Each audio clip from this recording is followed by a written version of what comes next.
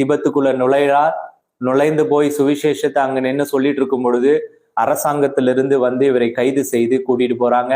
தலை லாமா முன்னாடி நிக்க வைக்கிறாங்க. நிக்க வச்சோடனே அவர் சொல்றாரு, உடனடியா டெட் பிட், அதாவது வந்து சவக்கிணறு அப்படின்னு சொல்லுவாங்க, அதுல போட்டு அவனை மூடி அப்படின்னு சொல்லிடுறாங்க.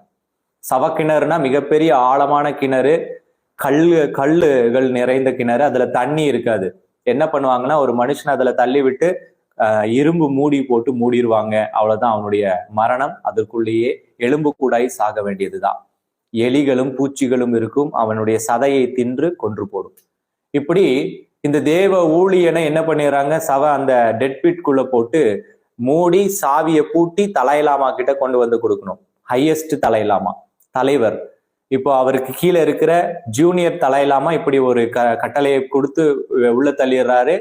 சீனியர் தலைலாமா கிட்ட அதை கொடுத்துடுறாங்க. சாவி அவர் கையில தான் இருக்கும். அடுத்த நாள் திடீர்னு ஒரு சலசலப்பு அங்க நடக்குது. சலசலப்பு நடக்கும் பொழுது ஒருவன் ஓடி வரான், ஒரு சேவகன் ஓடி வந்து அந்த தலைலாமா கிட்ட, யாரு அந்த ஜூனியர் தலைலாமா கிட்ட வந்து சொல்றாங்க, ஐயா, நேற்றைய தினத்துல நாம அந்த டெட் பிட்குள்ள, அந்த மரண கிணறுக்குள்ள தள்ளி விட்டோம் இல்லையா ஒருத்தர், அவர் வெளியில வந்து நின்று கொண்டு இருக்கிறார் அப்படின்னு சொன்னார். இந்த செய்தியை உடனடியா அந்த ஜூனியர் தலைலாமா சீனியர் கிட்ட கொண்டு போறாரு. அவர் படுத்து கொண்டு இருக்கிறார். அவருடைய தலைமாட்டுல அந்த கீயில வச்சிருக்காரு. இந்த செய்தியை சொன்னோன்னே உடனே அதிர்ந்து எழுந்து போய் தன்னுடைய தலை மாட்டுல இருக்கிற கையை வைத்து தேடும் பொழுது அந்த சாவி கொத்தோடு இருக்கு.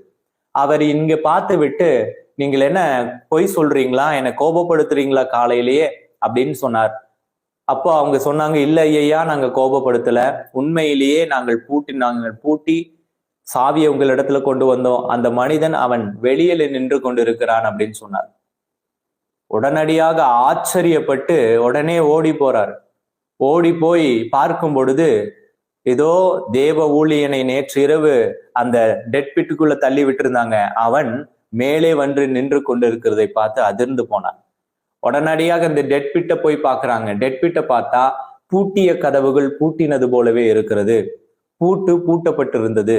அது இரும்பு ஒரு வேலியால் அடைக்கப்பட்டிருந்தது, இரும்பு மூடியால் அடைக்கப்பட்டிருந்தது. அங்க இருக்கவங்க பாக்குறாங்க. தலைலாமா ஆச்சரியப்பட்டு, அது எப்படி சாத்தியம், எப்படி இவன் வெளிவந்தான் என்று கேட்கிறாங்க.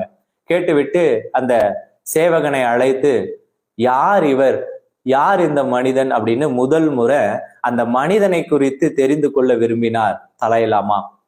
அப்போ அந்த போர் சேவகன் வந்து அவரிடத்தில் சொன்னார், இவன் பெயர் சாது சுந்தர்.